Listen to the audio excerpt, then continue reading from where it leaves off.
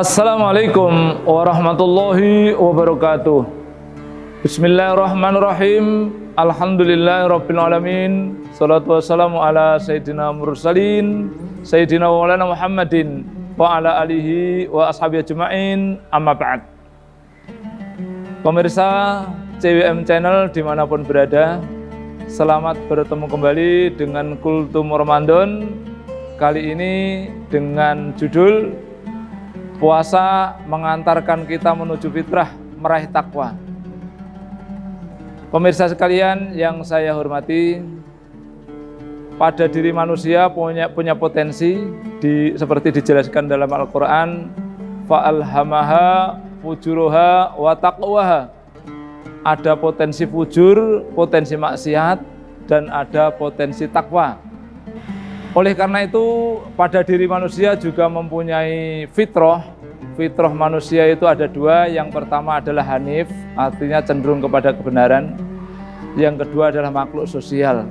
Manusia itu hanif dan makhluk sosial. Oleh karena itu, perlu adanya pengendalian diri supaya potensi-potensi yang menuju takwa tadi bisa ditumbuh kembangkan, dan potensi-potensi yang menuju maksiat, menuju fujur bisa ditekan, dikendalikan. Oleh karena itu tarbiyah yang terbaik itu adalah puasa. Dan kemudian ada program puasa 1 bulan penuh yang intinya adalah pengendalian diri. Potensi fujur atau maksiat disebabkan oleh 3 hal. Yang pertama adalah al-kibru, artinya sombong. Pada diri manusia ada potensi sombong, dan itu sudah diteladankan dalam Al-Quran bagaimana iblis tidak mau sujud kepada Adam perintah Allah karena ada potensi kesombongan. Ketika ditanya, wahai iblis, kenapa engkau tidak mau sujud kepada Adam, tidak mau ikuti perintah Allah, maka iblis berargumentasi, sesungguhnya saya lebih baik daripada Adam. Saya tercipta dari api, Adam tercipta dari tanah. Unsur api lebih baik dari unsur tanah, maka saya tidak mau sujud kepada Adam. Ada kesombongan pada iblis, padahal yang perintah adalah Allah. Kemudian potensi yang kedua adalah potensi al-kirsu atau keserakahan. Pada diri manusia juga punya potensi serakah. Ketika Nabi Adam alaihissalam sudah ditempatkan di surga, kemudian diberikan kesempatan untuk menikmati segala yang ada, tetapi kemudian atas bisikan iblis, akhirnya ada keinginan untuk kekal menikmati kenikmatan yang disediakan oleh Allah Subhanahu wa taala. Maka ada syariat yang disampaikan kepada Adam, tidak boleh mendekati pohon larangan yang oleh iblis dinamai pohon kuldi, yaitu argumentasi iblis, kamu dilarang mendekati pohon larangan ini supaya kamu tidak kekal ya, di dalam surga ini, maka disebut dengan pohon kuldi. Timbul keinginan Adam untuk kekal di dalam kenikmatan itu. Nah, akhirnya dengan demikian dia melanggar yang dilarang oleh Allah. Akhirnya Adam pun berdosa. Tetapi ada sikap yang berbeda antara Nabi Adam dan iblis. Kalau iblis setelah berdosa, dia merasa dirinya berada dalam posisi benar, sombong dia tidak merasa bersalah itu. Tetapi kalau Adam setelah melakukan pelanggaran, dia merasa bersalah, menyesali, bertaubat, maka Adam taubatnya diterima oleh Allah SWT, sedangkan iblis tidak diberikan taubat karena dia sombong, tidak menyesali kesalahannya. Kemudian yang ketiga adalah al-kirsu. Al-kirsu itu ada 3 tingkatan. Tingkatan yang paling bawah namanya adalah iri. Iri itu artinya tidak senang kalau ada orang lain mendapatkan nikmat, itu namanya iri. Ya, pada diri manusia punya potensi iri itu.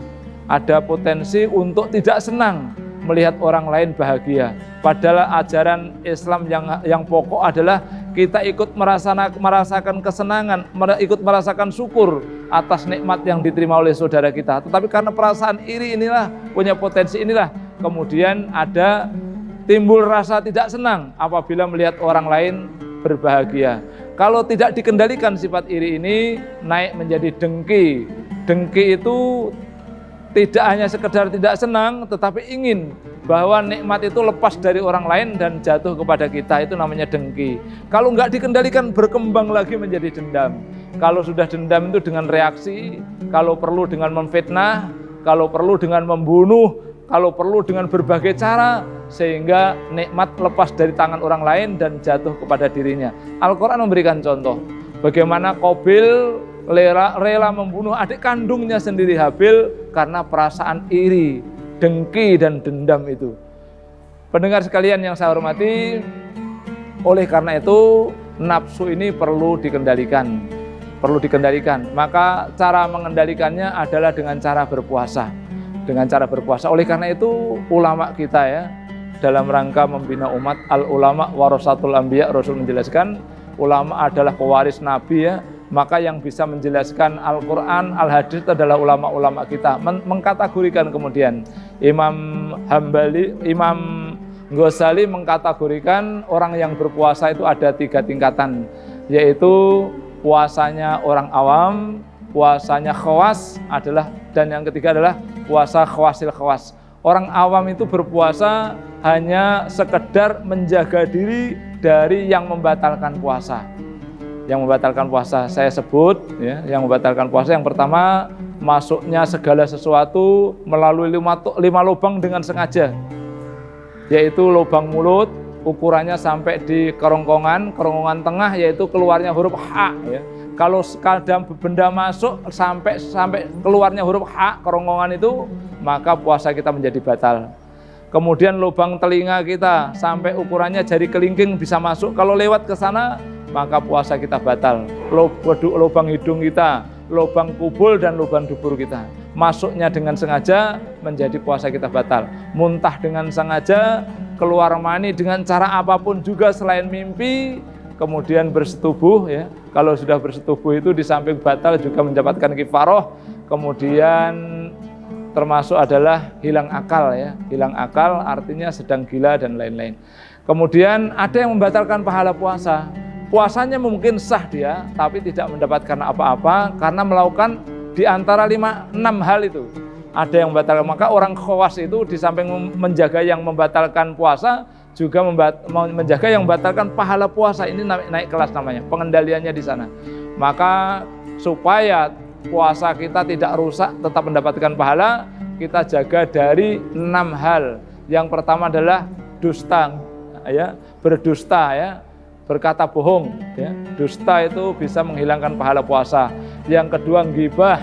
Ghibah itu membicarakan kejelekan orang lain meskipun orang jelek, itu namanya ghibah. Kemudian fitnah. Fitnah itu membicarakan orang lain kejelekannya walaupun ternyata dia orang yang soleh, orang yang baik, maka itu namanya fitnah. Dan fitnah itu lebih kejam dari pembunuhan ya. Oleh karena itu fitnah, adu domba, sumpah palsu, memandang dengan pandangan syahwat, ini naik kelas namanya. Kemudian pada tingkatan yang tertinggi adalah ibadah antak budallah ka'anaka taroh fa innahu yaroka. Tingkatan yang tertinggi beribadah seolah-olah melihat Allah ya, mukhosafah namanya.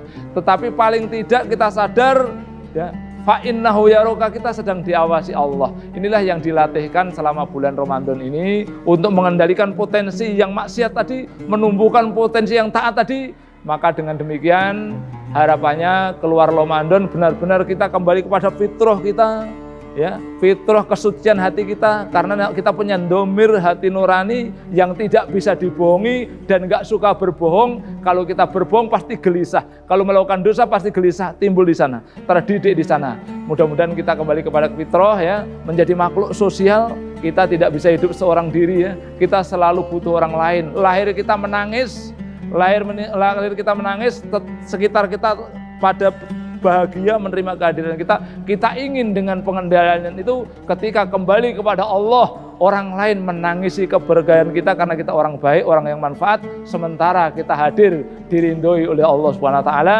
Mudah-mudahan Allah senantiasa memberikan kekuatan kepada kita sekalian. Selamat berbuka puasa di puasa yang terakhir dan sekaligus menyambut fitri, kembali kepada kesucian, kembali kepada fitrah kita. Mudah-mudahan fitrah ini yang senantiasa kita jaga untuk pengabdian kita, untuk agama, negara, bangsa dan negara kita, dan untuk kemanusiaan semuanya.